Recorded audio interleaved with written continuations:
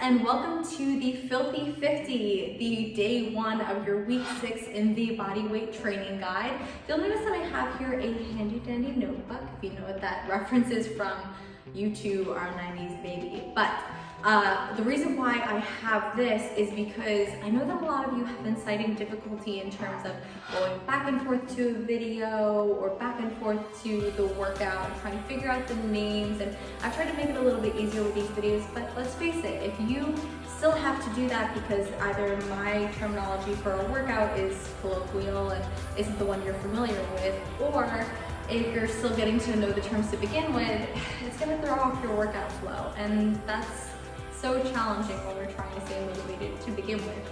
So write down your workout before you're going to do it. Even for myself, I know this list, I am milking it for you guys, but it still helps me a ton to go through. So what is Filthy 50? It's a couple of different ways that you can structure a workout for a high intensity interval training focus. Here we have 10 exercises, and you as a participant get to decide how you want to go about them. So option 1 is you do 50 repetitions of each exercise as you go down the list 1 through 10, and you just bang them out as quickly and efficiently as possible. Option 2 is you do 5 rounds with 10 repetitions of each exercise, going 1 all the way through, 1 through 10, 2 all the way through, 1 through 10, so on and so forth, 5 rounds, 10 reps. And 3, which is sort of my preferred way of going about it because I think it provides the best progressive overload and challenges you to develop the movement without, being too much, is 10 repetitions, 10, for 5 rounds, where you're doing 10 exercises 10 times for 5 complete rounds. That way, still adds up to 50, you're just choosing the way that you prefer to do it. So today we've got burpees, tuck jumps, pull-ups, med ball slams, squat inchworms, box jumps, push-ups, bodyweight squat, halo slams, and reverse lunge into high knee. So a lot of favorites that you know in there, but just to show you the structure of it, because I think it's so important to do, I'm going to take you all the way through right now. I'll put in the video notes below where each timestamp ends up falling around if you want to scroll forward. I'll also segment it out and clip the title onto it. I'm getting a little bit more savvy with these video editing skills. But let's go through. So burpee, known and loved. There's a couple different ways that you can do this. The CrossFit style burpee means full body on the ground, which is putting your hands out and jumping back and then almost belly flopping, pushing up your chest first and then coming up before you tuck in and jump up. You don't have to do that push up if you don't want to, but I highly advise going into it because it makes it significantly more challenging as you go through. Then we've got tuck jumps, which I'll show you from the side because of how much a leg lift we're trying to get you to have. A tuck jump brings your knees up towards your chest and pushes your arms down at the same time. So we're looking to tuck into yourself as you go through this. Tucking into yourself as you go through. If your arms don't go to the side, I noticed that it kind of looks something like this, where you're not really making the full knee height that you need to be in order to adequately facilitate the lift. Then we've got pull-ups, but I do recognize that so many of us either can't do that many repetitions of pull-ups, God bless, I can't either, I have to do them assisted, or we don't have the equipment that you need for a pull-up. So I have these rings here, but you can do this underneath the table, where for this one, the modification would just be coming down into a bridge, gotta wash my head here, and coming low, hips high, and then getting your chest up at the top. So doing this under a table, you would start in that bridge and then your hips would drop down and you plop that booty on the ground and try to get your chin up above the side of the table. Okay, always harder than I think. Moving on, your med ball slams. You can do this with a pillow. I have from Marshall's, I see a lot of these on the card or otherwise, a spry weighted ball, which is about 10 pounds, so it's not anything too crazy. You can slam your backpack too if you hate it by this point. And all you're doing here is you're softening your knees, lifting your pillow or whatever you're using all the way up and going into a triple extension and slamming it down. Then going to triple extension, slamming it down. I know that's a little loud, but that's the general principle, is come all the way up, and slam down as you go, which we'll revisit in our halo slams. So moving on to our squat inchworms. I'm gonna move this because I'm gonna need it. Squat inchworms we've done before. Mark Rippetoe style, toes go out, knees go out, booty goes out, and your chin goes to chest. You're gonna squat down first, and then you're going to place your hands on the ground, crawl out, there we go. And right back in, just to show you a little more on foam. Squatting down, crawling out, and coming back in. Heels touch the ground, nice and come up and back down. And that is that movement, great hip mobilizer. If you ever feel tightness in your hips, highly advise doing it. That one also primes us for our box jump, which I'm probably gonna jump right out of vision, but box jump's really simple. Your arms just come back. You'll always feel this sort of fear like you're going to sail right off of a cliff when you first start, but arms back, knees soft. You can do this on the couch and you're just gonna jump up and set back down.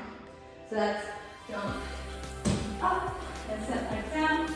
You'll notice that I'm trying to stand up as quickly as I can when I jump, because a cheat is jumping into a squat, because it closes out your range of motion shorter than you'd actually like to achieve it. Okay, getting a little winded. All right, we're gonna go for our push-ups, which I hope you guys are doing these correctly at this point because we have so many push-ups in this program. But if not, a great cue to go through, especially if you have someone in the house you can test this on, is think about shoving someone. Now, when we were taught how to do push-ups, we learned in grade school, and we all learned like this. Especially, I hate to call us out, but you know, women, we always do push-ups like this, and our back cranes or our belly drops, and we're like, I don't have the strength to do it. But it's not the case. You do have the strength to do it. You are just likely taught incorrectly. So a correct push-up comes from your center forward. If you think about it, if you ever tried to push someone like this, they wouldn't get very far. You feel pretty limpy.